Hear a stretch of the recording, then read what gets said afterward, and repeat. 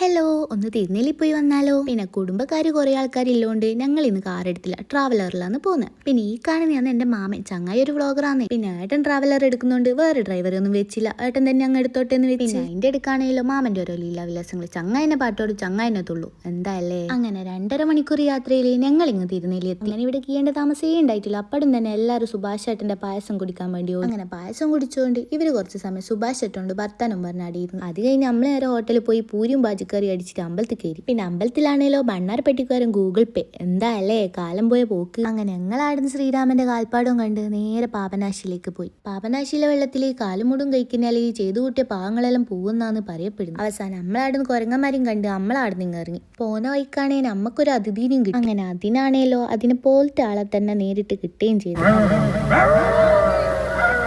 അതിന്റെ അടുക്കാണ് നമ്മളെ ഏലപ്പിടിയൊക്കെ ഇനി ചായ ഒച്ചിപ്പത്തിലും കഴിച്ചിട്ട് അവിടെ നിന്ന് നമ്മളിങ്ങറി. പിന്നെ ആടെന്നാണെങ്കിൽ നമ്മളെ അതിഥീനെ വീട്ടിൽ കയറ്റൂല എന്ന് പറഞ്ഞിട്ട് മാമി ഒടുക്കത്തെ ചൊറ. ചെക്കനുള്ള വിഷമായിപ്പോയി. പിന്നെ ആടുന്ന് വിട്ട് നമ്മളെ നാട്ടിലെ ഹോട്ടലിൽ കയറി പൊറോട്ടയും ബീഫ് അടിച്ചോണ്ട് നമ്മളാടുന്ന് ഇങ്ങോട്ട്. അപ്പൊക്കെ കഴിച്ച് ഇന്നത്തെ വീഡിയോ ഇത്രയുള്ളൂ. ബൈ.